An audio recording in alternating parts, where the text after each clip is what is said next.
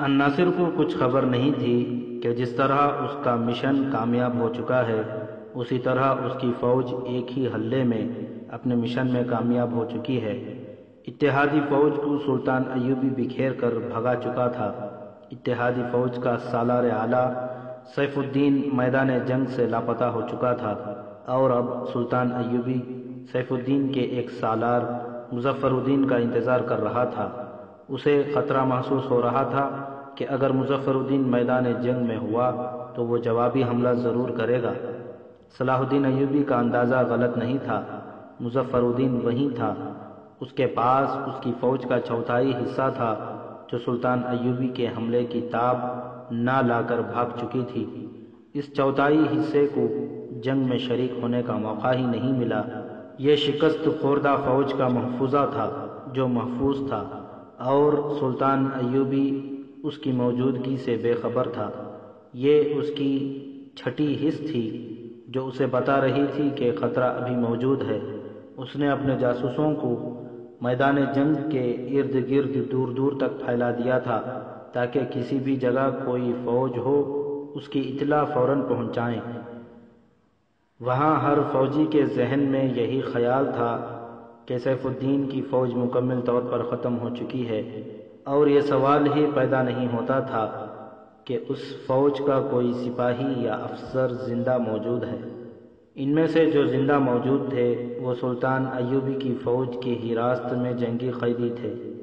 پہلے بتایا جا چکا ہے کہ وہ خطہ ایسا تھا جس کے خد و خال کئی دستوں کو ایک ایک نشیب میں چٹانوں کے جھرمٹ میں یا جنگل میں چھپا سکتے تھے۔ سلطان ایوبی کے جاسوسی نظام کو یہی دشواری پیش آ رہی تھی، حالانکہ یہ وہ نظام تھا جو دشمن کی پیٹھ میں جا کر راز نکال لایا کرتا تھا۔ مظفر الدین نے میدان جنگ سے 2-2.5 میل دور ایسی جگہ اپنے دستے چھپا رکھے تھے جو اس خطے کا نشیبی علاقہ تھا۔ وہاں جنگل بھی تھا اور ارد گرد چٹانیں بھی۔ وہ ایسے خیمے میں بیٹھا سلطان ایوبی پر حملے کا منصوبہ بنا رہا تھا۔ وہ بہت جلدی میں تھا۔ اس کا ایک نائب سالار خیمے میں داخل ہوا۔ اس کے ساتھ ایک اور آدمی تھا۔ کوئی نئی خبر ہے؟ مظفر الدین نے پوچھا۔ صلاح الدین ایوبی کی فوج میں کوئی تبدیلی نہیں آئی، نائب سالار نے کہا۔ تفصیل اس سے سن لو، یہ سب کچھ دیکھ آیا ہے۔ یہ آدمی جاسوس تھا، اس نے کہا۔ صلاح الدین ایوبی کی فوج نے ابھی ہماری اس فوج کا سامان نہیں اٹھایا جو بھاگ گئی ہے۔ زخمیوں کو اٹھا لے گئے ہیں، لاشیں بھی اٹھائی گئی ہیں۔ ہماری لاشوں کو بھی وہ اپنی لاشوں کے ساتھ الگ الگ قبروں میں دفن کر رہے ہیں، مگر ان کی خبر سناؤ جو ابھی زندہ ہیں، مظفر الدین نے کہا۔ مرنے والوں کو قبروں میں اترنا ہے، وہ اتر رہے ہیں۔ کیا ایوبی نے اپنی فوج میں کوئی رد و بدل کیا ہے؟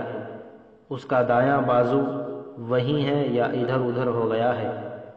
قابل صد احترام سالار، جاسوس نے کہا، میں سپاہی نہیں کمانڈر ہوں۔ میں جو خبر دے رہا ہوں وہ کچھ سوچ کر اور کچھ سمجھ کر دے رہا ہوں۔ میرا مقصد یہ نہیں کہ آپ کو خوش کروں اور آپ کی خفگی سے ڈروں۔ میرا مقصد بالکل آپ ہی کی طرح ہے کہ سلطان ایوبی کی فتح کو شکست میں بدلا جائے۔ آپ کچھ جلدی میں معلوم ہوتے ہیں، جلدی ضرور کریں، جلد بازی سے بچیں۔ میں جو کہہ رہا ہوں مجھے کہنے دیں، مجھے پابند نہ کریں۔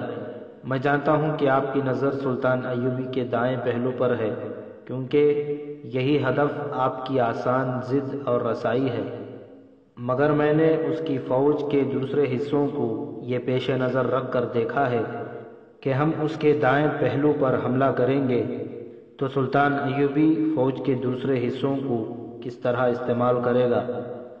وہ ہمیں گھیرے میں لینے کی کوشش کرے گا، مظفر الدین نے کہا۔ گھیراؤ وسیع رکھے گا، ہمیں گھمائے پھرائے گا اور گھیرا تنگ کرتا جائے گا۔ میں اس کی چالوں کی متعلق پیش گوئی کر سکتا ہوں۔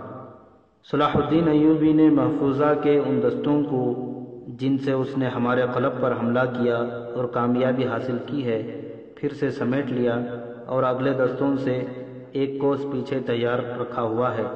آپ ٹھیک سمجھے ہیں کہ سلطان ایوبی ہمارے حملہ آور دستوں کو گھیرے میں لینے کی کوشش کرے گا۔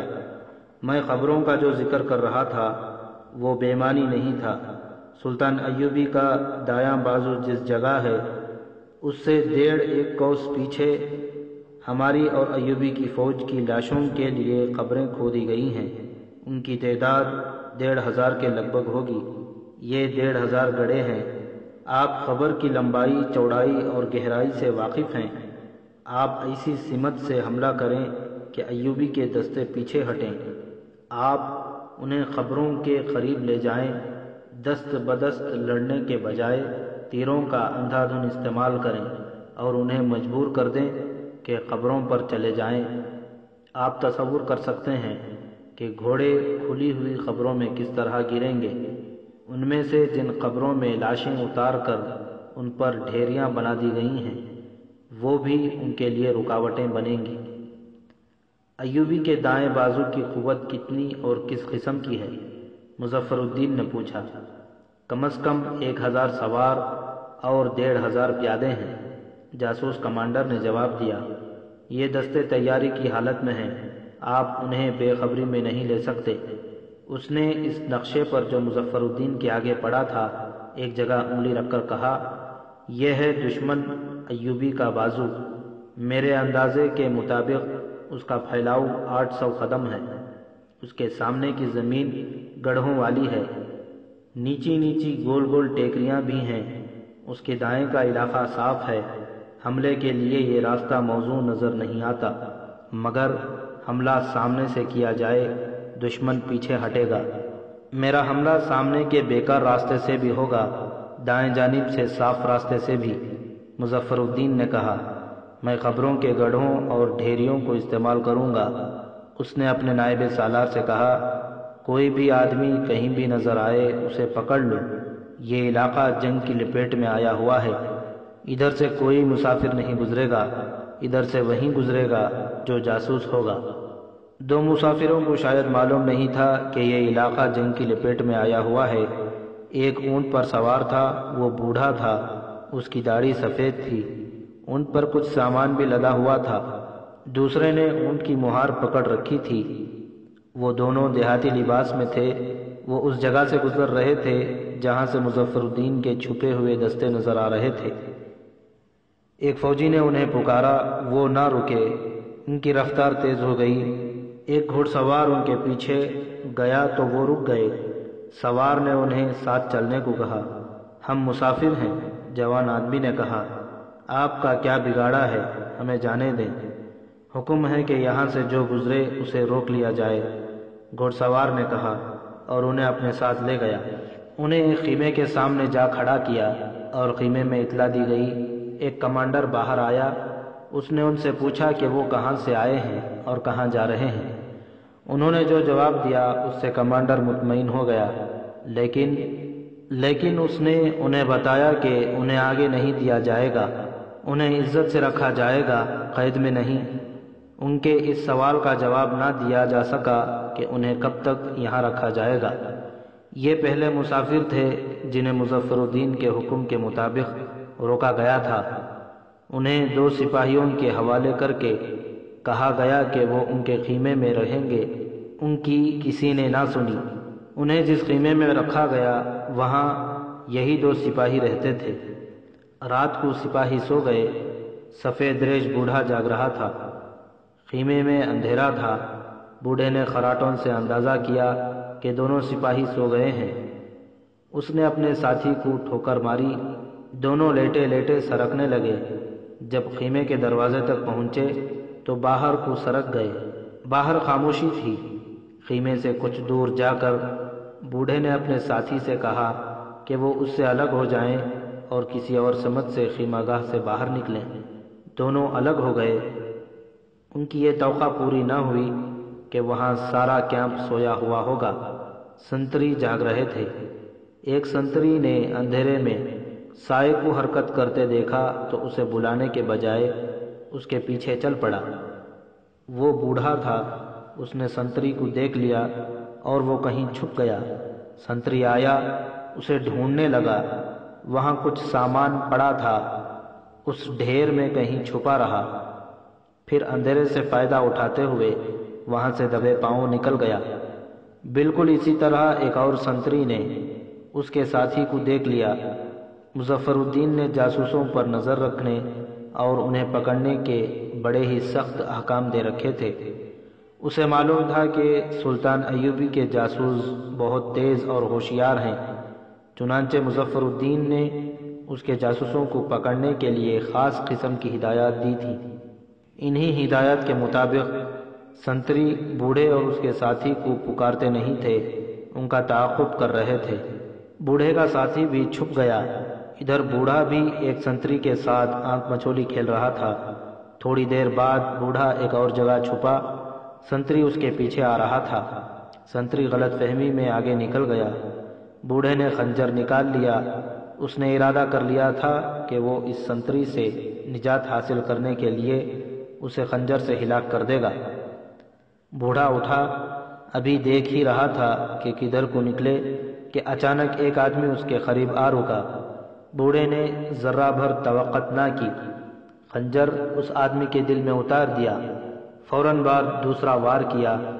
اس آدمی کے منہ سے آواز نکلی اور خاموش ہو گئی۔ وہ آدمی گر پڑا۔ بوڑھا وہاں سے بھاگنے کی راہ دیکھ رہا تھا کہ کسی نے پیچھے سے اسے دبوچ لیا۔ بوڑھے نے جسم کو اتنی زور سے جھٹکا دیا کہ اسے دبوچنے والا اس سے الگ ہو کر گرا۔ وہ تیز بھاگا مگر کسی چیز سے ٹھوکر کھا کر گر پڑا۔ اس نے جسے گرایا تھا وہ اٹھ کھڑا ہوا۔ وہ تیز دوڑا اور بوڑھے کو پیچھے سے پکڑ لیا، ساتھ ہی اس نے شور مچا دیا۔ مشعلیں جل اٹھیں۔ 3-4 سنتری دوڑے آئے۔ انہوں نے مشعلوں کی روشنی میں دیکھا کہ یہ تو کوئی سفید ریش بزرگ ہے، مگر ان سب سے آزاد ہونے کے لیے ایسی پھرتی اور ایسی طاقت کا مظاہرہ کر رہا تھا جو اس عمر میں کم ہی کسی انسان میں ہوتی ہے۔ وہ اکیلا تھا، سنتری زیادہ تھے، وہ ان سے آزاد نہ ہو سکا، مگر اس کی کوشش میں اس کی سفید داڑھی اتر کر گر پڑی۔ سب نے دیکھا کہ اس کے چہرے پر چھوٹی چھوٹی سیاہ داڑھی تھی جو سلیقے سے تراشی گئی ہو، اور وہ ایک جوان آدمی تھا۔ سفید داڑھی مصنوعی تھی۔ اسے پکڑ کر اس جگہ لے گئے جہاں اس نے ایک سنتری کو خنجر کے 2 وار کر کے مار ڈالا تھا۔ مشعل کی روشنی میں سب نے دیکھا کہ وہ کوئی سنتری نہیں بلکہ اسی آدمی کا ساتھی تھا۔ وہ مر چکا تھا۔ اس آدمی نے جو سفید داڑھی لگا کر بوڑھا بنا ہوا تھا، اپنے ہی ساتھی کو سنتری سمجھ کر ہلاک کر دیا تھا۔ یہ دونوں ساتھی الگ الگ ہو کر کیمپ سے نکلنے کی کوشش کر رہے تھے، مگر سنتریوں نے انہیں دیکھ لیا۔ یہ دونوں تعاقب سے بچنے کی کوشش میں اکٹھے ہو گئے۔ سفید داڑھی والے نے اسے سنتری سمجھا اور نہایت عجلت میں اسے خنجر سے مار ڈالا۔ لاش کی تلاشی لی گئی۔ اس کے کپڑوں کے اندر سے خنجر برآمد ہوا۔ ان کے اونٹ پر جو سامان تھا وہ کھول کر دیکھا گیا تو کوئی سامان نہیں تھا۔ بوریوں میں گھاس پھوس بھر کر سامان کا دھوکہ دیا گیا تھا۔ اس آدمی کو ایک نائب سالار کے خیمے میں لے گئے۔ نائب سالار جاگ اٹھا۔ اس نے اس آدمی سے بہت کچھ پوچھا لیکن اس نے خاموشی اختیار کیے رکھی۔ اس کی سفید داڑھی جو اس کے چہرے سے اتری تھی نائب سالار کو دکھائی گئی۔ اس کے متعلق بھی اس نے خاموشی اختیار کی، مگر یہ ایسی ثبوت تھے جنہیں وہ جھٹلا نہیں سکتا تھا۔ اسے کہا گیا کہ وہ تسلیم کر لے کہ وہ سلطان ایوبی کا جاسوس ہے اور اس کا ساتھی بھی جاسوس تھا۔ اس نے یہ الزام تسلیم کرنے سے انکار کر دیا۔ اسے مارا پیٹا گیا، بہت پریشان کیا گیا، لیکن اس نے اعتراف نہ کیا کہ وہ جاسوس ہے۔ رات گزر گئی۔ صبح اسے مظفر الدین کے سامنے لے جایا گیا اور اسے رات کا واقعہ سنایا گیا۔ اس کی مصنوعی داڑھی اور اس کے اونٹ کا سامان بھی مظفر الدین کے آگے رکھا گیا۔ علی بن سفیان کے شاگرد ہو یا حسن بن عبداللہ کے؟ مظفر الدین نے اس سے پوچھا۔ علی بن سفیان ایوبی کی ملٹری انٹیلیجنس کا سربراہ اور حسن بن عبداللہ اس کا نائب تھا۔ میں ان دونوں میں سے کسی کو نہیں جانتا، ملزم نے جواب دیا۔ میں جانتا ہوں ان دونوں کو۔ مظفر الدین نے کہا، میں سلطان صلاح الدین ایوبی کا شاگرد ہوں۔ استاد اپنے شاگرد کو دھوکہ نہیں دے سکتا۔ میرا آپ کے ساتھ اور سلطان ایوبی کے ساتھ کوئی تعلق نہیں۔ ملزم نے جواب دیا، سنو میرے بدقسمت دوست۔ مظفر الدین نے اس کے کندھے پر ہاتھ رکھ کر کہا، میں تمہارے ساتھ بحث نہیں کروں گا۔ میں یہ بھی نہیں کہوں گا کہ تم نالائق اور نکمے ہو۔ تم نے اپنا فرض خوش اسلوبی سے ادا کیا ہے۔ پکڑا جانا کوئی عیب نہیں۔ تمہاری بدقسمتی کہ تمہارا ساتھی تمہارے ہی ہاتھوں مارا گیا ہے۔ مجھے صرف یہ بتا دو کہ تمہارا کوئی ساتھی یہاں سے گیا ہے اور وہ ایوبی کو اطلاع دے چکا ہے کہ اس جگہ فوج ہے، اور یہ بتا دو کہ اس وقت تمہاری فوج کی ترتیب کیا ہے اور دستے کہاں کہاں ہیں۔ ان سوالوں کا جواب دو اور میں تمہارے ساتھ قرآن کے نام پر وعدہ کرتا ہوں کہ جنگ ختم ہوتے ہی تمہیں رہا کر دوں گا۔ اس وقت تک پوری عزت سے تمہیں اپنے پاس رکھوں گا۔ مجھے آپ کی قسم پر اعتبار نہیں۔ ملزم نے کہا، کیونکہ آپ قرآن سے منحرف ہو چکے ہیں۔ کیا میں مسلمان نہیں؟ مظفر الدین نے تحمل سے کہا، آپ یقیناً مسلمان ہیں۔ ملزم نے جواب دیا، لیکن آپ قرآن کے نہیں صلیب کے وفادار ہیں۔ میں اپنی توہین اس شرط پر برداشت کر لوں گا کہ میں نے جو پوچھا ہے وہ مجھے بتا دو۔ مظفر الدین نے کہا، تمہاری جان میرے ہاتھ میں ہے۔ آپ خدا کے ہاتھ سے میری جان چھین نہیں سکتے۔ ملزم نے کہا، آپ ہماری فوج میں رہ چکے ہیں۔ آپ کو اچھی طرح معلوم ہے کہ ہماری فوج کا ہر سپاہی اپنی جان خدا کے سپرد کر چکا ہے۔ میں آپ کو یہ بتا دیتا ہوں کہ میں اپنی فوج کا جاسوس ہوں اور میرا ساتھی بھی جاسوس تھا۔ میں آپ کے کسی اور سوال کا جواب نہیں دوں گا۔ میں زندہ ہوں، میری کھال اتارنی شروع کر دیں، میرے منہ سے اپنے سوالوں کا جواب نہیں سن سکو گے۔ اور میں آپ کو یہ بھی بتا دیتا ہوں کہ شکست آپ کے مقدر میں لکھ دی گئی ہے۔ اس کے ٹخنوں میں رسی ڈالو اور اس درخت کے ساتھ اسے لٹکا دو۔ مظفر الدین نے ایک درخت کی طرف اشارہ کر کے حکم دیا اور اپنے خیمے میں چلا گیا۔ وہ دونوں ابھی تک نہیں آئے۔ حسن بن عبداللہ سلطان ایوبی سے کہہ رہا تھا، ان کے پکڑے جانے کا تو کوئی خطرہ نہیں تھا۔ ہمارے جاسوسوں کو یہاں پکڑنے والا کون ہے؟ انہیں بہت دور بھی نہیں جانا تھا۔ ہو سکتا ہے وہ پکڑے گئے ہوں۔ سلطان ایوبی نے کہا، وہ جو صبح کو گئے ہوئے شام کے بعد تک نہیں آئے، وہ پکڑے گئے ہوں گے۔ ان کا نہ آنا ظاہر کرتا ہے کہ یہاں پکڑنے والے موجود ہیں۔ آج رات کچھ آدمی اور بھیج دو اور ذرا دور کے علاقے کی دیکھ بھال کراؤ۔ وہ انہی دونوں جاسوسوں کے متعلق بات کر رہے تھے۔ سلطان ایوبی نے ہمیشہ اپنی جاسوسی کے نظام پر بھروسہ کیا اور دشمن کو اسی نظام کی رہنمائی میں ناک چنے چبواتے رہے، مگر اب اس کا یہ نظام اس کے لیے بیکار ہوتا جا رہا تھا۔ اس کی وجہ یہ تھی کہ اس کے مد مقابل اس کا شاگرد مظفر الدین تھا۔ گزشتہ رات سلطان ایوبی کے ایک جاسوس کی لاش ترکمان سے کچھ دور ویرانے میں پڑی ملی تھی۔ اس کے پہلو میں تیر اترا ہوا تھا۔ مظفر الدین نے اپنے نائب سالار سے کہا تھا، اگر تم صلاح الدین ایوبی کے جاسوسوں کے خلاف اقدام کر سکو تو وہ اندھا اور بہرا ہو جائے، پھر تم اسے شکست دینے کی سوچ سکتے ہو۔ اب سلطان ایوبی کے دو اور جاسوس لاپتہ ہو گئے تھے۔ سلطان ایوبی ان دونوں واقعات کو نظر انداز نہیں کرنا چاہتا تھا۔ اس کے حکم پر حسن بن عبداللہ نے 6 چھاپہ مار جاسوس روانہ کر دیے۔ صبح کی اذان کی پہلی اللہ اکبر گونجی تو سلطان ایوبی کی آنکھ کھلی۔ وہ خیمے سے باہر نکلا تو اس کے خادم نے مشعل جلا کر اس کے خیمے کے آگے رکھ دی۔ ادھر سے ایک گھوڑ سوار گھوڑا دوڑاتا آیا۔ سلطان ایوبی کے سامنے رک کر وہ گھوڑے سے اترا اور کہا، سلطان کا اقبال بلند ہو۔ اپنے دائیں پہلو کے علاقے کے سامنے کسی فوج کی حرکت سنی گئی ہے۔ دیکھ بھال کے لیے 2 آدمی آگے گئے تھے۔ انہوں نے تصدیق کی ہے کہ فوج آ رہی ہے۔ سلطان ایوبی نے مرکزی کمان کے سالاروں کے نام لے کر کہا کہ انہیں فوراً بلاؤ۔ وہ زمین پر بیٹھ گیا اور تیمم کیا۔ اس کے پاس وضو کے لیے وقت نہیں تھا۔ وہیں قبلہ رو ہو کر اس نے مصلی بچھائے بغیر نماز پڑھی، مختصر الفاظ میں دعا مانگی اور اپنا گھوڑا منگوایا۔ یہ مظفر الدین کے سوا اور کوئی نہیں تھا۔ سلطان ایوبی نے اپنے سالاروں سے کہا، یہ صلیبی نہیں ہو سکتے، ان کے آنے کی سمت یہ نہیں ہو سکتی۔ اگر یہ اطلاع صحیح ہے کہ دشمن ہمارے دائیں پہلو کے دستوں کے سامنے اور دائیں سے آ رہے ہیں تو خیال رکھنا یہ دو طرفہ حملہ ہوگا۔ اپنے کسی دستے کو پیچھے نہ ہٹنے دینا۔ پیچھے 1500 قبروں کے گڑھے ہیں، تمام لاشوں کو ابھی دفن نہیں کیا گیا، یہ گڑھے ہمارے سواروں کی قبریں بن جائیں گی۔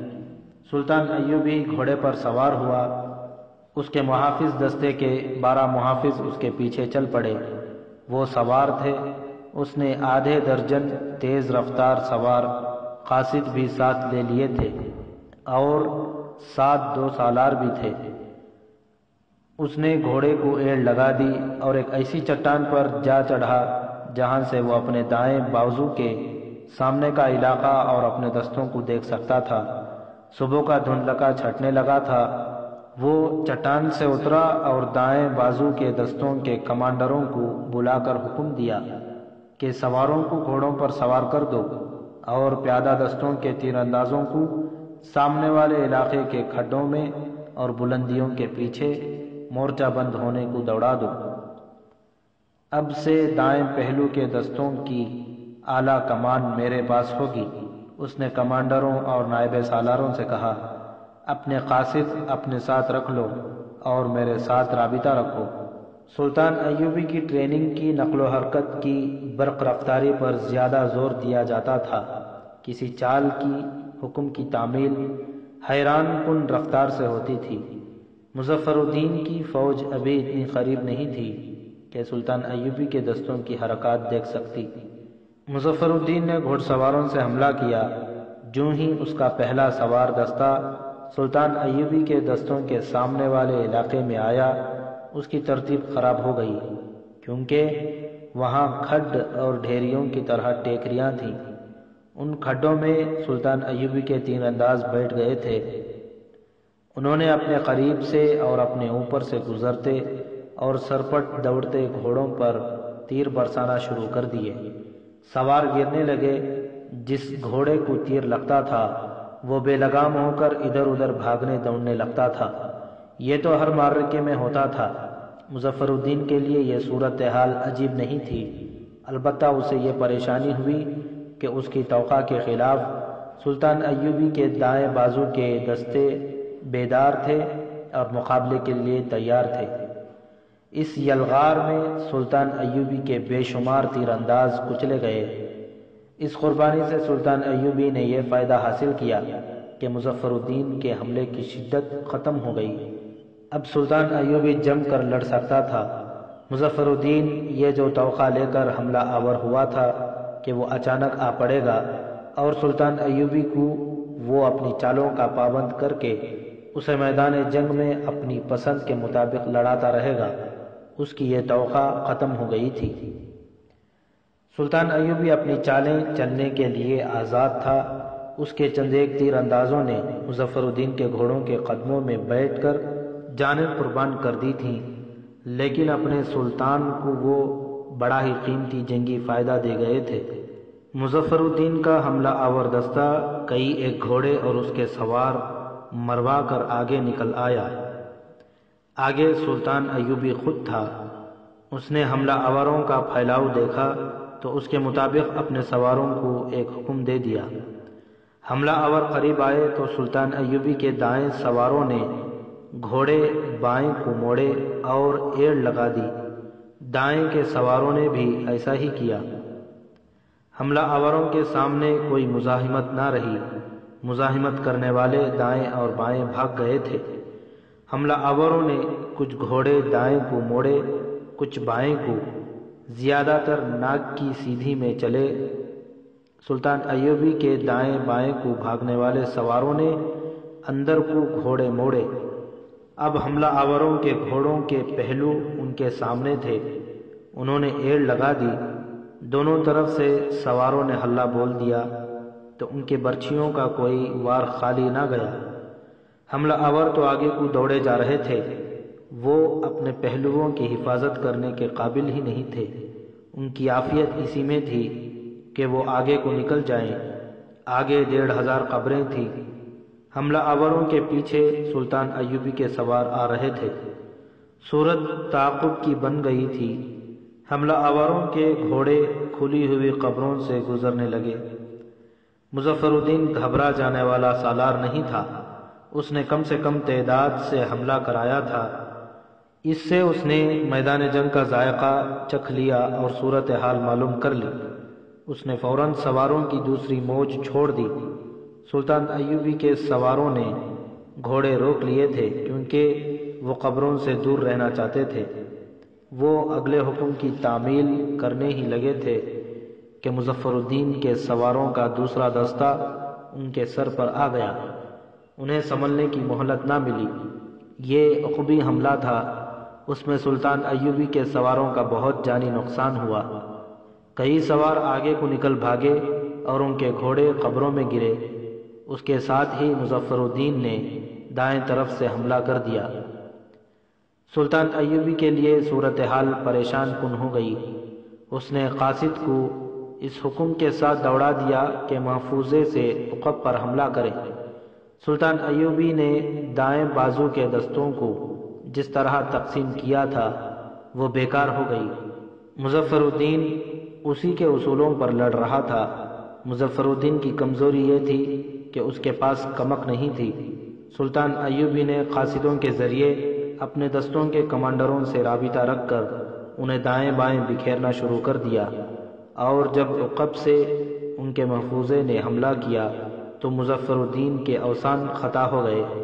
اس کا اپنا مرکز خطرے میں پڑ گیا، لیکن اس نے نکل بھاگنے کی نہ سوچی۔ مورخوں کے مطابق دن کے پچھلے پہر تک دونوں فوجوں نے جو معرکہ لڑا وہ بڑا ہی خون ریز اور بڑا ہی سخت تھا۔ کمان سلطان ایوبی کے ہاتھ میں تھی، ورنہ صورتحال کچھ اور ہوتی۔ جہاں تک لڑنے کے جذبے کا اور جنگی قابلیت کا تعلق تھا، مظفر الدین نے سلطان ایوبی کی زبان سے داد تحسین کے کلمے کہلوا لیے تھے۔ اسے شکست اس لیے ہوئی کہ اس کے پاس یہی کچھ تھا جو اس نے آخری بازو پر لگا دیا تھا۔ وہ بازی ہار گیا۔ معرکے کے آخری مرحلے میں سلطان ایوبی نے ریزرو سوار دستے سے ہلہ بول دیا۔ مظفر الدین کی پوزیشن بہت کمزور ہو چکی تھی۔ اس نے پسپائی میں خیریت سمجھی۔ سلطان ایوبی نے بہت سے قیدی پکڑے، جن میں مظفر الدین کا ایک مشیر فخر الدین بھی تھا۔ یہ کوئی معمولی سا انسان نہیں تھا، سیف الدین کا وزیر تھا۔ ترکمان کے معرکے میں جب سیف الدین بھاگا تو فخر الدین مظفر الدین کے پاس چلا گیا تھا اور اس کی حوصلہ افزائی کی تھی کہ وہ سلطان پر حملہ کرے۔ یہ معرکہ شوال 571 ہجری اپریل 1176 عیسوی میں لڑا گیا تھا۔ بے شک مظفر الدین کو شکست ہوئی تھی اور سلطان ایوبی کے مسلمان دشمنوں کی کمر ٹوٹ گئی تھی، مگر سلطان ایوبی کا اتنا زیادہ نقصان ہوا تھا کہ اگلے 2 ماہ تک وہ ترکمان سے ہلنے کے قابل نہ رہا۔ اس کا دایاں بازو ختم ہو گیا تھا، جیسے اس کا اپنا بازو مفلوج ہو گیا ہو۔ اس کے پاس نئی بھرتی آ رہی تھی، لیکن وہ رنگروٹوں کے ساتھ پیش قدمی نہیں کر سکتا تھا۔ اس نے اسی روز دمشق اور مصر قاصد دوڑا دیے کہ کمک بھیجو۔ اگر اس کا اتنا زیادہ نقصان نہ ہوتا تو وہ آگے جا کر حلب، موصل اور ہرن وغیرہ پر یلغار کرتا اور اپنے ان مسلمان دشمنوں کو جو فلسطین کے راستے میں حائل ہو گئے تھے راہ راست پر لے آتا یا ختم کر دیتا۔ یہ میری فتح نہیں، سلطان ایوبی نے اس معرکے کے بعد اپنے سالاروں سے کہا، یہ صلیبیوں کی فتح ہے۔ وہ ہمیں کمزور کرنا چاہتے تھے، وہ اس مقصد میں کامیاب ہو گئے ہیں۔ انہوں نے میری پیش قدمی کی رفتار سست کر کے فلسطین پر اپنے قبضے کے عرصے کو کچھ اور طویل کر لیا ہے۔ ہمارے یہ مسلمان بھائی کب سمجھیں گے کہ کفار ان کے دوست نہیں ہو سکتے اور ان کی دوستی میں بھی دشمنی ہوتی ہے۔ میں کہہ نہیں سکتا کہ تاریخ لکھنے والے ہماری آنے والی نسلوں کو کن الفاظ میں سنائیں گے کہ ہم آپس میں لڑے تھے۔ اسے ابھی یہ معلوم نہیں تھا کہ اس کے بھائی جو اس سے شکست کھا کر بھاگ گئے ہیں اس کے قتل کا ایک اور منصوبہ بنا رہے ہیں۔ اس مقصد کے لیے اس کا تیسرا دشمن گمشتگین حشیشین کے سردار شیخ سنان کے ہاں گیا ہوا تھا۔ اس وقت شیخ سنان اسیات نام کے ایک قلعے میں مقیم تھا۔ اسے یہ قلعہ صلیبیوں نے دیا تھا جس میں اس نے اپنی فوج رکھی ہوئی تھی۔ اس قلعے میں اس کے پیشہ ور قاتلوں کا گروہ بھی تھا۔ اسیات اور ترکمان کے درمیان اس جہنم نما علاقے میں جہاں سلطان ایوبی کے چھاپہ مار بھولے بھٹکے پہنچ گئے تھے، سورج افق کے قریب چلا گیا تھا۔ چھاپہ ماروں کے کمانڈر الناصر کی آنکھ کھلی، وہ اٹھ بیٹھا۔ دونوں لڑکیاں جاگ رہی تھیں۔ الناصر کے دل پر گھبراہٹ طاری ہو گئی۔ ان لڑکیوں میں سے ایک نے اس کے ساتھ ایسی باتیں کی تھیں جن سے ظاہر ہوتا تھا کہ وہ اس کے ساتھیوں کے ساتھ برا سلوک نہیں کریں گی۔ پھر بھی الناصر ڈر گیا۔ انہیں جگاؤ، بڑی لڑکی نے کہا، ہمیں دور جانا ہے، ہمیں راستے پر ڈال کر جاؤ گی؟ ہمیں راستے پر ڈال کر جاؤ گی؟ الناصر نے پوچھا۔ تم سب ہمارے ساتھ چلو گے؟ لڑکی نے جواب دیا، ہمارے بغیر تم منزل تک نہیں پہنچ سکو گے۔ الناصر نے اپنے ساتھیوں کو جگایا۔ بڑی لڑکی نے چھوٹی لڑکی سے کچھ کہا۔ وہ اٹھی اور دوسرے گھوڑے کے ساتھ بندھے ہوئے تھیلے سے کچھ نکالا۔ پانی کا مشکیزہ کھولا۔ مشکیزے کا منہ کھول کر اس نے تھیلے میں سے جو چیز نکالی تھی وہ مشکیزے میں ڈال دی۔ اسے ہلایا اور مشکیزہ الناصر کو دے دیا۔ پانی پی لو، منزل تک شاید پانی نہ ملے۔ الناصر اور اس کے ساتھیوں نے پانی پی لیا۔ بڑی لڑکی نے چاروں کو کچھ کھانے کو دیا۔ کچھ دیر گزر گئی تو لڑکیوں نے تھیلے اور مشکیزے گھوڑوں کی زینوں کے ساتھ باندھ دیے۔ سورج نیچے جا رہا تھا۔ تم نے اس جگہ کو جہنم کہا تھا، الناصر نے بلند آواز سے کہا۔ یہاں تو سبزہ زار ہے، تم نے ہمیں اتنی جلدی یہاں کس طرح پہنچا دیا ہے؟ اس کے تینوں ساتھی حیرت سے ادھر ادھر دیکھ رہے تھے۔ کیا تم تینوں کو بھی سبزہ زار نظر آ رہا ہے؟ بڑی لڑکی نے پوچھا۔ ہم سبزہ زار میں بیٹھے ہیں، ایک نے کہا۔ کیا تم ہماری جان تو نہیں لے لو گی؟ دوسرے نے کہا۔ تم جنات میں سے ہو؟ نہیں، لڑکی نے مسکرا کر کہا، ہم تمہیں اس سے زیادہ حسین خطے میں لے جا رہی ہیں۔ بڑی لڑکی نے الناصر اور اس کے ایک ساتھی کو پہلو بہ پہلو بٹھا کر دونوں کے گرد اپنے بازو لپیٹ دیے اور بولی، میری آنکھوں میں دیکھو۔ دوسری لڑکی نے الناصر کے دوسرے دو ساتھیوں کو اسی طرح آمنے سامنے بٹھا کر اپنے بازو ان کے گرد ڈالے اور انہیں اپنی آنکھوں میں دیکھنے کو کہا۔ چاروں چھاپہ ماروں کے کانوں میں بڑی لڑکی کی مترنم آواز داخل ہو رہی تھی۔ یہ تمہاری بہشت ہے، ان پھولوں کے رنگ دیکھو، ان کی مہک سونگھو، ان پر جو پرندے اڑ رہے ہیں وہ دیکھو کتنے خوبصورت ہیں۔ یہ تمہارا انعام ہے، تمہارے پاؤں تلے مخمل جیسی گھاس ہے، چشمے دیکھو، ان کا شفاف پانی میٹھا ہے۔ لڑکی کی آواز جادو کی طرح ان چاروں کے عقل پر اور آنکھوں پر اور تمام حصوں پر غالب آتی جا رہی تھی۔ الناصر نے بعد میں حسن بن عبداللہ کو جو بیان دیا تھا اس میں انہیں بتایا کہ لڑکیوں کی آنکھوں میں دیکھ کر انہیں پانی کے شفاف چشمے نظر آنے لگے۔ ان کے ریشم جیسے بال جو ان کے شانوں پر بکھرے ہوئے تھے کسی بڑے ہی دلکش پودے کی پھولدار بیلیں بن گئیں، اور انہوں نے اپنے آپ کو ایک باغ میں پایا جس کے حسن کو اور جس کے پھولوں کے رنگوں کو بیان نہیں کر سکتا۔ وہاں ریت اور مٹی کے لمبے لمبے ٹیلے نہیں تھے، ریگزار نہیں تھا، ہرے بھرے درخت اور پودے تھے اور نیچے مخمل جیسی گھاس کا فرش تھا۔ رنگ برنگے پرندے پھدک اور چہچہا رہے تھے اور وہ اس بہشت میں چلے جا رہے تھے۔ وہ چاروں مخمل جیسی جس گھاس پر چلے جا رہے تھے وہ در حقیقت ریت تھی کہیں کہیں زمین سخت بھی تھی اور وہ چاروں ایک گیت گنگناتے جا رہے تھے۔ دونوں لڑکیاں ان سے چند قدم پیچھے گھوڑوں پر جا رہی تھیں۔ ان کا رخ ترکمان کی طرف نہیں تھا جہاں سلطان صلاح الدین ایوبی کی فوج تھی اور جو ان چاروں چھاپا ماروں کی منزل تھی، بلکہ ان کا رخ اسیاد کے قلعے کی طرف تھا جہاں حشیشین کا سردار شیخ سنان رہتا تھا۔ الناصر اور اس کے ساتھیوں کو کچھ علم نہیں تھا کہ وہ کدھر جا رہے ہیں۔ ان کا یہ احساس مردہ ہو چکا تھا کہ وہ جا نہیں رہے، انہیں لے جایا جا رہا ہے۔ ان کے پیچھے پیچھے جاتی لڑکیاں آپس میں باتیں کر رہی تھیں۔ یہ باتیں چھاپا ماروں کے کانوں تک نہیں پہنچ رہی تھیں۔ سورج غروب ہو چکا تھا۔ تم کہتی ہو کہ رات کہیں قیام نہیں کریں گے؟ چھوٹی لڑکی نے بڑی سے کہا، کیا یہ چاروں رات بھر پیدل چل سکیں گے؟ تم نے پانی میں انہیں حشیش کی جو مقدار پلائی ہے اس کا اثر کل شام تک رہے گا۔ بڑی لڑکی نے کہا، اور میں نے انہیں جو کھلایا ہے وہ تم نے دیکھا ہے۔ ان سے تم بے فکر ہو جاؤ، مجھے امید ہے کہ سورج نکلنے سے پہلے ہم اسیاد پہنچ جائیں گے۔ میں تو انہیں دیکھ کر ڈر گئی تھی۔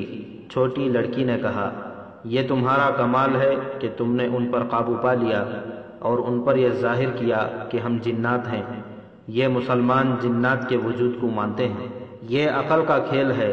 بڑی لڑکی نے کہا، میں نے ان کی ذہنی حالت پر قبضہ کیا تھا۔ ان کے چہرے اور ان کی چال ڈھال دیکھ کر میں سمجھ گئی تھی کہ صلاح الدین ایوبی کے فوجی ہیں اور راستے سے بھٹک گئے ہیں۔ میں یہ بھی سمجھ گئی تھی کہ ہمیں دیکھ کر یہ چاروں ڈر گئے ہیں۔ اگر ہم ڈر جاتی اور عورتوں کی طرح بزدلی کا مظاہرہ کرتی تو یہ چاروں ہمارے ساتھ وہ سلوک کرتے جو تم ساری عمر نہ بھول سکتی۔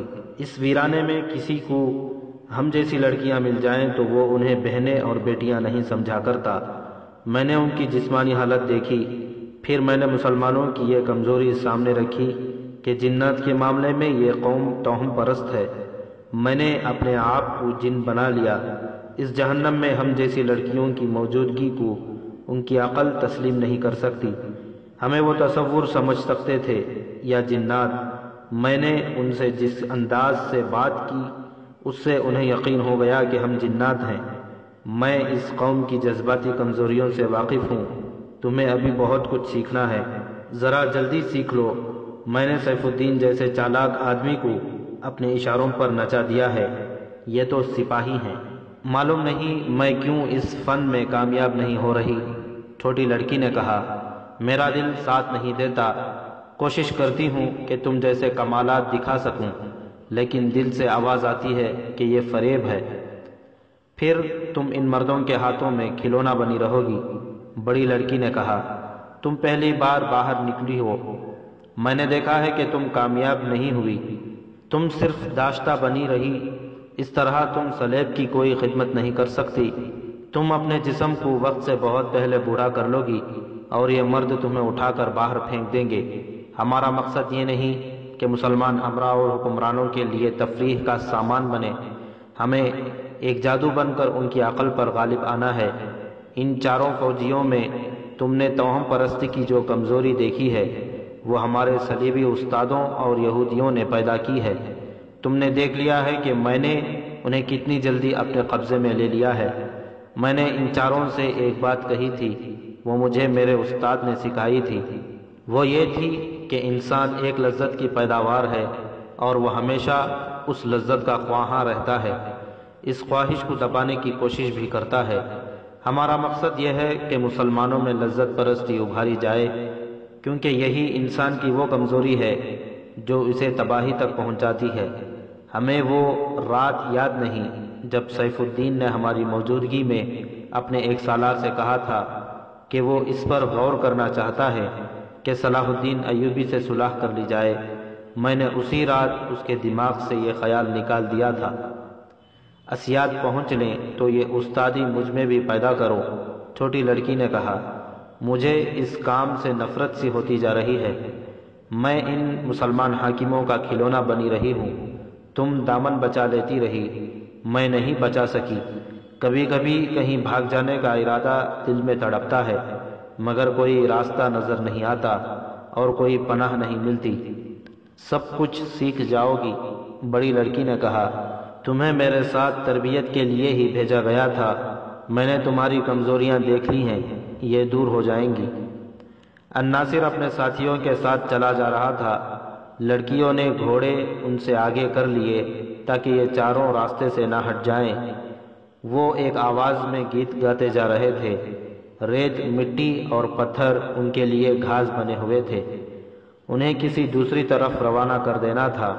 چھوٹی لڑکی نے کہا، انہیں اسیاد لے جا کر کیا کرو گی؟ اپنے پیر استاد شیخ سنان کے لیے اس سے بہتر اور کوئی تحفہ نہیں ہو سکتا۔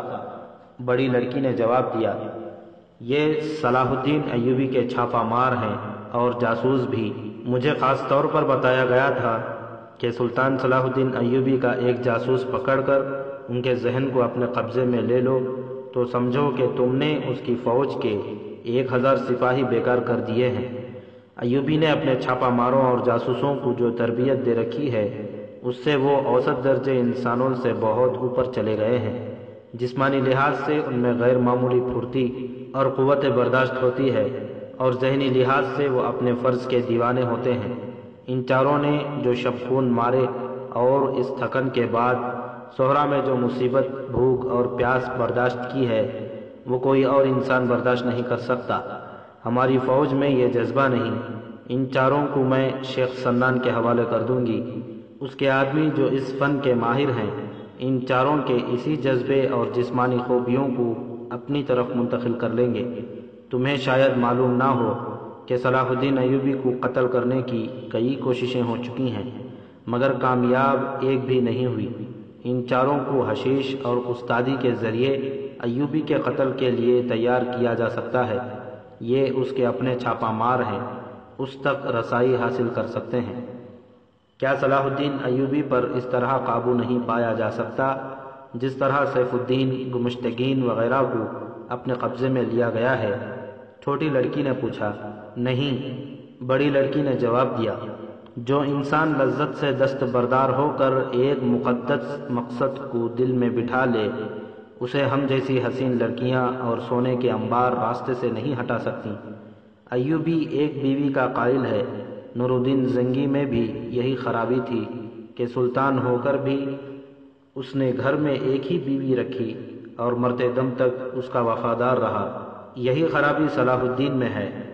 کوشش کی جا چکی ہے، اس پتھر کو موم نہیں کیا جا سکا۔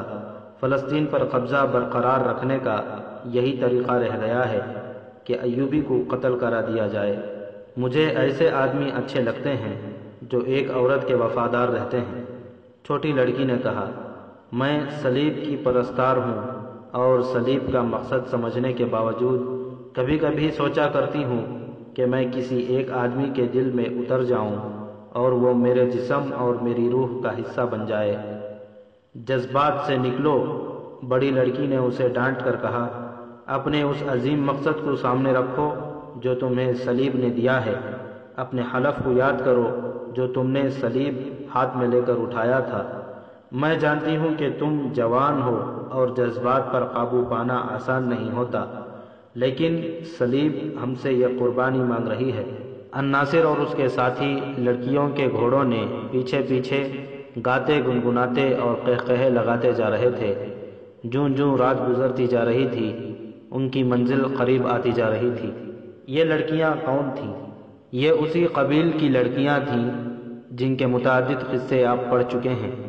صلیبی اور یہودی غیر معمولی طور پر حسین اور دلکش بچیوں کو استادوں کے حوالے کر کے انہیں خصوصی تربیت دیتے تھے، انہیں ذہنی تخریب کاری، کردار کشی اور اپنے دشمن کو اپنے مقاصد کے لیے استعمال کرنے کے ڈھنگ سکھاتے تھے، انہیں سراپا لذت بنا دیا جاتا تھا۔ لڑکپن میں انہیں یہ ٹریننگ دی جاتی تھی کہ اپنے دشمن کی سوچوں پر کس طرح قبضہ کیا جاتا ہے۔ ان لڑکیوں میں شوخی اور بے حیائی پیدا کی جاتی تھی، انہیں جذبات سے عاری کر دیا جاتا تھا۔ یہودی چونکہ مسلمانوں کو اپنا سب سے بڑا دشمن سمجھتے تھے، اس لیے وہ اپنی بچیاں صلیبیوں کے حوالے کر دیا کرتے تھے۔ صلیبی اپنی لڑکیوں کو بھی استعمال کرتے تھے اور وہ ان علاقوں میں جن پر ان کا قبضہ تھا مسلمانوں کے قافلوں پر حملے کرتے اور کوئی خوبصورت بچی مل جائے تو اسے اٹھا لے جاتے تھے، اسے اپنے مقاصد کے لیے تیار کر لیتے تھے۔ یہ دو لڑکیاں کچھ عرصہ پہلے تحفے کے طور پر صلیبیوں نے والیہ موصل سیف الدین کو بھیجی تھی۔ آپ نے دیکھ لیا ہے کہ سیف الدین صلاح الدین ایوبی کا دشمن تھا۔ ان دونوں لڑکیوں کو اس مقصد کے لیے بھیجا گیا تھا، ایک تو جاسوسی کرتی رہی اور دوسرا یہ کہ سیف الدین کو کبھی یہ نہ سوچنے دی کہ وہ سلطان ایوبی کے ساتھ صلح کر لے۔ تیسرا مقصد یہ تھا کہ سلطان ایوبی کے خلاف جو مسلمان امرا متحد ہو گئے تھے انہیں اندر سے ایک دوسرے کے خلاف رکھا جائے۔ یہ کام صرف ان دو لڑکیوں کے ہی ذمے نہیں تھا، وہاں صلیبیوں کی پوری مشنری درپردہ کام کر رہی تھی۔ انہوں نے چند ایک مسلمانوں کا ایمان خرید لیا تھا، یہ مسلمان ان کے لیے کام کر رہے تھے۔ سیف الدین اتحادی فوج کا سالار اعلیٰ بن کر ترکمان کے مقام پر سلطان ایوبی پر حملہ کرنے گیا تو بادشاہوں کے دستور کے مطابق اپنے حرم کی چیدہ چیدہ لڑکیاں اور ناچنے والیاں بھی میدان جنگ میں ساتھ لے گیا۔ یہ دو صلیبی لڑکیاں بھی ان کے ساتھ گئیں۔ انہیں وہ مسلمان اور معصوم سمجھتا تھا، مگر بڑی لڑکی اس کے اعصاب پر آسیب کی طرح غالب آ گئی تھی۔ حرم کی باقی لڑکیوں کو اس نے اپنا غلام بنا لیا تھا۔ سیف الدین نے جنگل میں جا منگل بنایا، وہاں آندھی آئی جس کی آپ تفصیل پڑھ چکے ہیں۔ اس آندھی میں فوزی نام کی ایک لڑکی اپنے بھائی کی لاش گھوڑے پر ڈالے سلطان ایوبی تک پہنچی اور اسے بتایا کہ 3 اتحادی افواج اس پر حملہ کرنے کے لیے پہنچ چکی ہیں۔ سلطان ایوبی نے تیزی سے حرکت کی اور سیف الدین کے لشکر پر حملہ کر دیا۔ آپ پڑھ چکے ہیں کہ سیف الدین کا لشکر بے خبری میں مارا گیا۔ وہاں معرکہ جو لڑا گیا وہ ایک طرفہ تھا۔ میدان جنگ صلاح الدین ایوبی کے ہاتھ تھا۔ سیف الدین اتحادی افواج کی کمان نہ سنبھال سکا۔ صاف نظر آنے لگا کہ وہ بھاگ جائے گا۔ یہ دو صلیبی لڑکیاں اس کے ساتھ تھیں، وہ اکیلی نہیں تھیں۔ صلیبیوں کے چند ایک مسلمان ایجنٹ سیف الدین کی فوج میں اچھے عہدوں پر تھے۔ لڑکیوں کا ان کے ساتھ رابطہ تھا۔ لڑکیاں انہیں اطلاعیں اور خبریں دیتی تھیں اور وہ انہیں صلیبیوں تک پہنچا دیتے تھے۔ انہوں نے دیکھا کہ جنگ کی صورتحال ایسی ہو گئی ہے کہ اتحادیوں کے سامنے پسپائی کے سوا کوئی راستہ نہیں، تو ان دونوں لڑکیوں کو وہاں سے نکالنے کا ارادہ کیا۔ صلیبیوں کی یہ لڑکیاں بہت قیمتی تھیں۔ سیف الدین میدان جنگ میں بھاگا دوڑا پھر رہا تھا۔ حرم کی لڑکیاں اس کی رہائش گاہ میں ایک خیمے میں اکٹھی ہو گئی تھیں۔ یہ دو صلیبی لڑکیاں الگ کھڑی تھیں۔ ان کے آدمی آ گئے، انہیں 2 گھوڑے دیے۔ گھوڑوں کی زینوں کے ساتھ پانی کے 4 چھوٹے مشکیزے اور 2-3 تھیلوں میں کھانے کا سامان باندھ دیا۔ خنجر بھی دیے، لیکن ان کا نہایت کارگر ہتھیار حشیش تھی اور اسی قسم کا ایک اور نشہ جس کا کوئی ذائقہ نہیں ہوتا۔ کسی کو دھوکے میں پلایا جاتا تو اسے پتہ ہی نہیں چلتا تھا کہ پانی یا شربت میں اسے کچھ اور پلا دیا گیا ہے۔ یہ دونوں نشہ آور اشیاء انہیں اس لیے ساتھ باندھ دی گئی تھیں کہ انہیں کسی مرد کے ساتھ کے بغیر سفر کرنا تھا۔ راستے میں اگر وہ کسی کے ہتھے چڑھ جائیں تو اسے دھوکے میں یہ نشہ پلا کر بیکار کرنا تھا۔ رات کے وقت جب میدان جنگ میں کشت خون ہو رہا تھا، یہ دونوں لڑکیوں کو گھوڑوں پر بٹھا کر 2 آدمی ساتھ گئے۔ ترکمان سے بہت دور تک یہ آدمی ساتھ رہے، پھر لڑکیوں کو راستہ سمجھا کر واپس آ گئے۔ لڑکیوں کی منزل اسیات کا قلعہ تھی۔ بڑی لڑکی ذہین، تجربہ کار اور دلیر تھی۔ وہ چھوٹی لڑکی کو ساتھ لے کر روانہ ہو گئی۔ صبح تک وہ سرسبز علاقے سے دور نکل گئی تھی اور اس علاقے میں داخل ہو گئیں جو اس خطے کا جہنم تھا۔ لڑکیوں کو معلوم تھا کہ اس مقام پر آ کر خشک پاٹ کے اندر جانا ہے۔ علاقہ ڈراؤنا تھا اور تنور کی طرح گرم تھا۔ سورج سر پر آیا تو انہیں چٹان نظر آئی جو نیچے سے اندر کو گئی ہوئی تھی اور اس کے نیچے رک گئیں۔ کھانا کھا کر انہوں نے کچھ دیر آرام کیا۔ اتنے میں انہیں الناصر اور اس کے 3 ساتھی آتے دکھائی دیے۔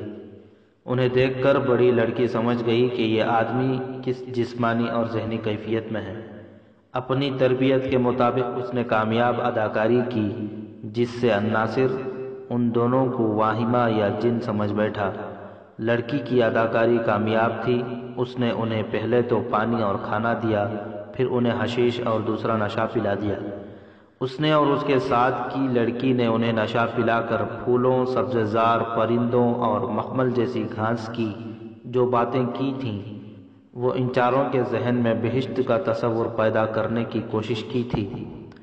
یہ حسن بن صباح کا طریقہ تھا کہ لوگوں کو حشیش پلا کر ان کے ذہنوں میں بڑے حسین تصورات پیدا کیا کرتا اور انہیں اپنے مقاصد کے لیے استعمال کرتا تھا۔ اب 100 سال بعد شیخ سنان اس کا جانشین تھا۔ یہ گروہ اب حشیشین یا فدائی کہلاتا تھا۔ بڑی لڑکی کو اس کام کی تربیت حاصل تھی۔ اسے یوں کہہ لیں کہ حشیش اور باتوں کی مدد سے اپنے شکار یا معمول کو ہپنوٹائز کر لیا جاتا تھا۔ جتنی دیر حشیش کا نشہ رہتا وہ آدمی اسی تصور کو حقیقت سمجھتا تھا جو اس کے ذہن میں پیدا کیا جاتا تھا۔ الناصر اور اس کے ساتھیوں کو اس لڑکی نے اپنے قبضے میں لے کر ایک مقصد تو یہ حاصل کرنا چاہا کہ یہ چار ان پر دست درازی نہ کریں یا انہیں اپنے ساتھ نہ لے جائیں۔ دوسرا مقصد اس وقت اس کے سامنے آیا جب اسے پتہ چلا کہ یہ سلطان ایوبی کے ان چھاپہ مار جاسوسوں میں سے ہیں جن کی اس نے بہت شہرت سنی اور جن سے اسے ڈرایا بھی گیا تھا۔ اس کے تخریب کار ذہن میں سوچ لیا کہ ان آدمیوں کو شیخ سنان کے حوالے کیا جائے، یہ اس کے کام آ سکتے تھے۔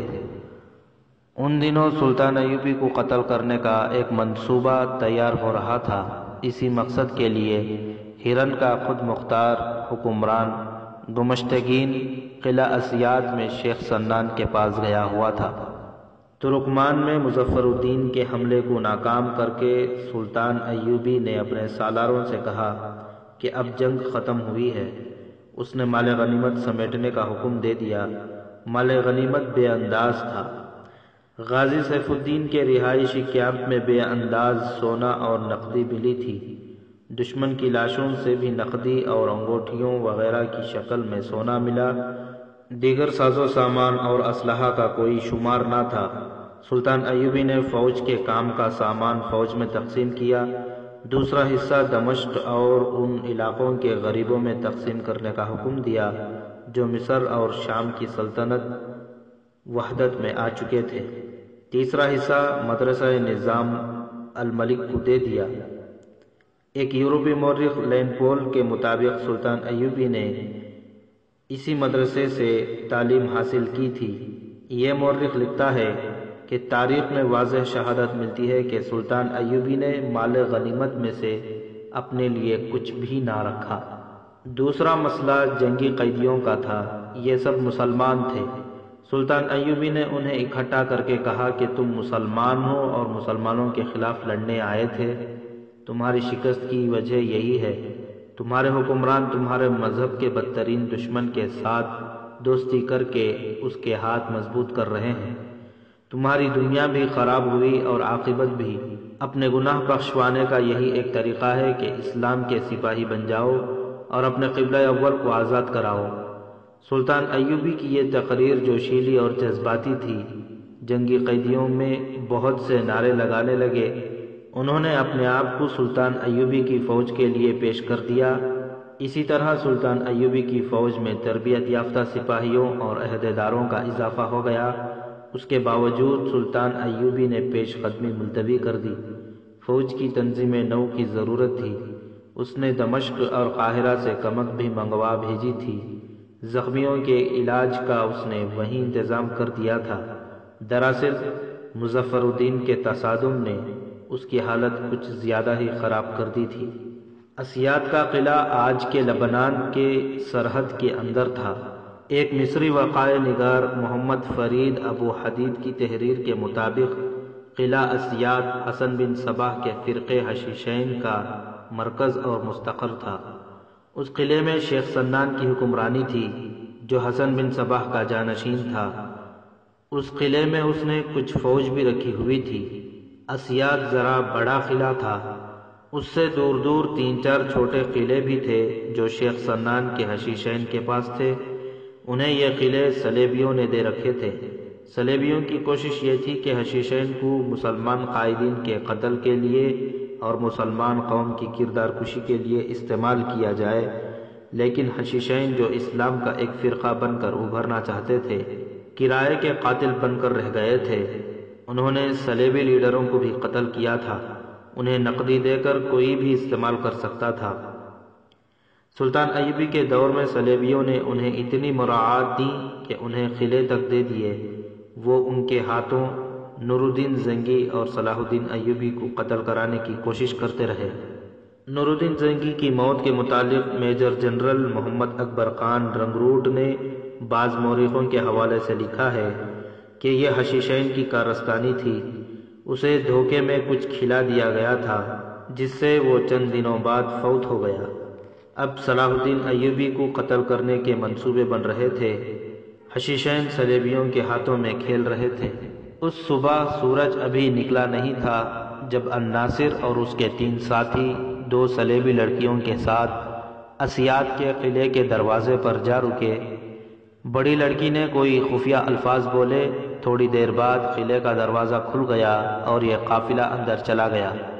الناصر اور اس کے ساتھیوں کو کسی کے حوالے کر کے لڑکیاں شیخ سنان کے پاس چلی گئیں۔ وہ ہر پہلو سے بادشاہ تھا، اس کا انداز اور اس کی شان و شوکت بادشاہوں جیسی ہوتی تھی۔ اسے یہ احساس ہی نہیں تھا کہ وہ بوڑھا ہو چکا ہے۔ اسے جب بڑی لڑکی بتا رہی تھی کہ وہ کہاں سے آئی ہے اور ان کے دوست سیف الدین پر کیا بیتی ہے، شیخ سنان کی نظریں چھوٹی لڑکی پر جمی ہوئی تھیں۔ آؤ یہاں، شیخ سنان نے بڑی لڑکی سے توجہ ہٹا کر چھوٹی کو اپنے پاس بلایا اور کہا، تم ضرورت سے زیادہ خوبصورت ہو، میرے پاس بیٹھو۔ لڑکی کو بازو سے پکڑ کر اپنے پاس بٹھا لیا اور انگلیاں اس کے بالوں میں پھیرنے لگا۔ بولا، تم بہت تھکی ہوئی ہو، آج میرے پاس آرام کرنا۔ اس لڑکی نے شیخ سنان کو پہلی بار دیکھا تھا۔ لڑکی نے اسے گھور کر دیکھا جیسے بوڑھے کی یہ حرکت اسے پسند نہ آئی ہو۔ وہ سرک کر اس سے دور ہٹ گئی۔ شیخ سنان نے اسے پھر بازو سے پکڑا اور اس طرح جھٹکا دے کر اپنے قریب کر لیا جیسے لڑکی نے پرے سرک کر اس کی توہین کر دی ہو۔ اس نے بڑی لڑکی سے کہا، اسے ہمارے متعلق کسی نے نہیں بتایا کہ ہم کون ہیں اور ہماری توہین کتنا بڑا جرم ہے۔ میں آپ کی لونڈی نہیں۔ چھوٹی لڑکی بھڑک کر بولی، میرے فرائض میں یہ شامل نہیں کہ جو مجھے گھسیٹ کر اپنے ساتھ لگا لے وہ اپنا آپ اسی کے حوالے کر دوں۔ وہ اٹھ کھڑی ہوئی اور بولی، میں صلیب کی غلام ہوں، حشیشین کی خریدی ہوئی لونڈی نہیں۔ بڑی لڑکی نے اسے ڈانٹ دیا اور خاموش رہنے کو کہا، مگر وہ خاموش نہ ہوئی۔ کہنے لگی، مجھے مسلمانوں کے حرم میں اس شخص نے نہیں دیکھا، میں نے کوئی کوتاہی نہیں کی۔ میں نے تمہارے ساتھ سیف الدین اور اس کے مشیروں کی عقل پر پردہ ڈالے رکھا ہے، لیکن میرے فرائض میں یہ شامل نہیں کہ میں اس بوڑھے کے کمرے میں رہوں۔ اگر تم اتنی خوبصورت نہ ہوتی تو ہم تمہاری یہ گستاخی کبھی معاف نہ کرتے، شیخ سنان نے کہا، اور بڑی لڑکی کو ہدایات دینے کے انداز سے کہنے لگا، اسے لے جاؤ اور اسے اسیاد کے قلعے کے آداب سکھاؤ۔ بڑی لڑکی اسے باہر چھوڑ آئی۔ اس نے شیخ سنان سے کہا، آپ کی ناراضگی بجا ہے، لیکن ہم اپنے اوپر والوں کی اجازت کے بغیر ہر کسی کا حکم نہیں مان سکتی۔ میں چونکہ آپ کو جانتی ہوں، اس قلعے میں پہلے بھی آ چکی ہوں، اب آپ کے کام کے 4 آدمی پھانس لائی ہیں، آپ کو اس طرف توجہ دینی چاہیے۔ اس نے شیخ سنان کو الناصر اور اس کے ساتھیوں کے متعلق پوری تفصیل سنائی۔ میں ان آدمیوں سے پورا کام لوں گا، شیخ سنان نے کہا، لیکن میں اس لڑکی کو اپنے کمرے میں ضرور رکھوں گا، یہ کام مجھ پر چھوڑیں۔ لڑکی نے کہا، وہ کہیں بھاگ تو نہیں چلی؟ کیوں نہ میں اسے آمادہ کر لوں کہ وہ ہنسی خوشی آپ کے پاس آ جائے گی۔ الناصر اور اس کے ساتھیوں کو شیخ سنان کے 2 آدمی اپنے ساتھ لے گئے تھے۔ وہ بے شک نشے میں تھے، لیکن ساری رات پیدل چل رہے تھے۔ انہیں ایک کمرے میں لے گئے، وہ پلنگوں پر گرے اور سو گئے۔ ادھر لڑکیاں بھی رات بھر کی جاگی ہوئی تھیں، وہ بھی اس کمرے میں جا کر سو گئیں جو انہیں دیا گیا تھا۔ دوپہر کے بعد الناصر کی آنکھ کھلی۔ اس نے ادھر ادھر دیکھا، اس کے ساتھی سوئے ہوئے تھے۔ اس نے گرد و پیش کو پہچاننے کی کوشش کی۔ یہ ایک کمرہ تھا، اس میں پلنگ تھے اور پلنگوں پر اس کے 3 ساتھی گہری نیند سوئے ہوئے تھے۔ اسے سبززار پھولوں والے پودے، رنگ برنگے پرندے اور مخمل کی طرح کے گھاس یاد آئی، لڑکیاں یاد آئیں، سہرا اور سہرا کا بے رحم سفر یاد آیا۔ اسے وہ خواب سمجھنے لگا۔ سہرا کا سفر اسے حقیقت کی طرح یاد تھا۔ لڑکیوں سے ملاقات اور اس کے بعد کے واقعات اسے خواب یا واہمے لگے، مگر وہ اب کہاں ہیں؟ یہ سوال اسے مضطرب کرنے لگا۔ اس نے اپنے ساتھیوں کو نہ جگایا، اٹھا اور دروازے میں جا کھڑا ہوا۔ یہ کوئی قلعہ تھا، اسے سپاہی آتے جاتے نظر آ رہے تھے۔ وہ کس فوج کے تھے؟ یہ کون سا قلعہ تھا؟ اس نے کسی سے پوچھنا مناسب نہ سمجھا۔ یہ قلعہ دشمن کا ہو سکتا تھا، تو کیا وہ اپنے ساتھیوں کے ساتھ قید ہو گیا ہے؟ لیکن یہ کمرہ قید خانے کا نہیں تھا، وہ جاسوس اور چھاپہ مار تھا۔ اس نے کسی سے پوچھے بغیر یہ معمہ اپنی عقل سے حل کرنے کا ارادہ کیا۔ اسے کوئی خطرہ محسوس ہونے لگا تھا۔ دروازے سے ہٹ کر پلنگ پر جا بیٹھا۔ باہر اسے قدموں کی آہٹ سنائی دی اور آنکھیں بند کر لیں اور خراٹے لینے لگا۔ 2 آدمی کمرے میں داخل ہوئے۔ ابھی سوئے ہوئے ہیں، ایک آدمی نے دوسرے سے کہا۔ سویا رہنے دو، دوسرے نے کہا۔ معلوم ہوتا ہے انہیں کچھ زیادہ پلا دی گئی ہے۔ ان کے متعلق کیا بتایا گیا ہے؟ 2 سلیبی لڑکیاں انہیں پھانس کر لائی ہیں۔ پہلے نے جواب دیا، یہ صلاح الدین ایوبی کے چھاپہ مار جاسوس ہیں، بہت دلیر اور عقل مند بتائے جاتے ہیں، انہیں تیار کرنا ہے۔ وہ دونوں چلے گئے۔ الناصر کے جسم کا رواں رواں بیدار ہو گیا۔ اسے یقین ہونے لگا کہ وہ بہت بڑے دھوکے کا شکار ہو گیا ہے۔ اسے اب یہ معلوم کرنا تھا کہ یہ کون سا قلعہ ہے، کس علاقے میں ہے، اور اسے اور اس کے ساتھیوں کو کس مقصد کے لیے تیار کیا جائے گا۔ وہ اس تلخ حقیقت کو جان گیا تھا کہ کسی قلعے سے فرار ہونا مشکل ہی نہیں، ناممکن بھی ہوتا ہے۔ لڑکیوں کے کمرے میں یہ کیفیت تھی کہ چھوٹی لڑکی تھوڑی سی دیر سو کر جاگ اٹھی تھی اور کھڑکی کھول کر اس میں جا بیٹھی۔ اس نے سفر کے دوران بڑی لڑکی کے سامنے اپنے جذبات کا اظہار کیا تھا۔ وہ نوجوان تھی، ابھی پختہ کار نہیں ہوئی تھی۔ اپنے جیسی دوسری لڑکیوں کی طرح وہ ابھی اپنے جذبات کو دبا نہیں سکتی تھی۔ اسے پہلی بار باہر بھیجا گیا تھا۔ اس کے ساتھ یہ بڑی لڑکی تھی جو تجربے کار تھی۔ اس نے بھی دیکھا تھا کہ یہ چھوٹی لڑکی اس زندگی میں کامیاب نہیں ہو رہی۔ اسے مردوں کو انگلیوں پر نچانے کا فن نہیں آیا تھا۔ اس نے دراصل اس فن کو قبول ہی نہیں کیا تھا۔ بوڑھے بوڑھے سالاروں نے اور سیف الدین نے اسے کھلونا بنائے رکھا تھا۔ اب یہ میدان جنگ سے بھاگ کر آئی اور اتنی کٹھن اور صبر آزما مسافت طے کی، رات بھر سفر کیا، مگر آتے ہی شیخ سنان جیسے بوڑھے نے اسے کہہ دیا کہ میرے کمرے میں رہو۔ بے شک اسے بچپن سے اس غلیظ طرز زندگی کی تربیت دی گئی تھی، لیکن جوانی میں آ کر اس کے اپنے جذبات کا سر چشمہ پھوٹا تو اتنے لمبے عرصے کی تربیت کے اثرات دھل گئے۔ جن انسانوں کو اسے پھانسنے اور صلیب کی جال میں الجھائے رکھنے کے لیے تیار کیا گیا تھا، ان انسانوں سے اسے نفرت ہو گئی اور اپنے پیشے کو وہ حقارت کی نظروں سے دیکھنے لگی۔ وہ کھڑکی کے سامنے بیٹھی بڑے ہی تلخ خیالوں میں الجھی ہوئی تھی۔ اس کے آنسو نکل آئے۔ اسے نہ کوئی پناہ دکھائی دے رہی تھی، نہ کوئی راہ فرار۔ بڑی لڑکی جاگ اٹھی، اپنی ساتھی کو کھڑکی میں بیٹھا دیکھ کر اس کے پاس جا بیٹھی۔ اس کی آنکھوں میں آنسو دیکھ کر بولی، ابتدا میں جذبات کی یہی حالت ہوتی ہے۔ ہم جو کچھ کر رہی ہیں وہ اپنی عیاشی کے لیے نہیں، صلیب کی حکمرانی کے قیام کے لیے کر رہی ہیں۔ اپنے سامنے یہ مقصد رکھو کہ اسلام کا نام و نشان مٹانا ہے۔ ہمارے سپاہی اپنے محاذ پر لڑتے ہیں، ہمیں اپنے محاذ پر لڑنا ہے۔ اپنے ذہن کو وسعت دو، اپنے جسم سے دستبردار ہو جاؤ، تمہاری روح پاک ہے۔ مسلمان اپنی لڑکیوں کو اس طرح استعمال کیوں نہیں کرتے جس طرح ہمیں کیا جا رہا ہے؟ چھوٹی لڑکی نے پوچھا۔ ہمارے بادشاہ اور ان کی فوجیں مسلمانوں کی طرح کیوں نہیں لڑتی؟ چوروں کی طرح مسلمانوں کو قتل کیوں کرایا جاتا ہے؟ صلاح الدین ایوبی کے ان چھاپا ماروں کی طرح سلیب کی فوج کیوں ایسے چھاپا مار تیار نہیں کرتی؟ صرف اس لیے کہ ہماری قوم میں بزدلی ہے۔ چوری چھپے وار کرنے والے بزدل ہوا کرتے ہیں۔ بڑی لڑکی سٹپٹا اٹھی اور بولی، ایسی باتیں کسی اور کے سامنے نہ کرنا ورنہ قتل ہو جاؤ گی۔ اس وقت ہم شیخ سنان کے پاس ہیں، اس سے ہمیں بہت بڑا کام لینا ہے، اسے ناراض نہ کرو۔ مجھے اس شخص سے نفرت ہو گئی ہے۔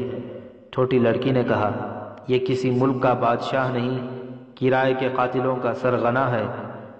میں اسے اس قابل نہیں سمجھتی کہ میرے جسم کو بھی ہاتھ لگائے۔ بڑی لڑکی نے اسے بہت دیر کی بحث کے بعد اس پر آمادہ کر لیا کہ وہ شیخ سنان کے ساتھ اچھی طرح باتیں کرے۔ اس نے چھوٹی کو یقین دلایا کہ وہ شیخ کو اس کا لالچ اور وعدہ دیے رکھے گی۔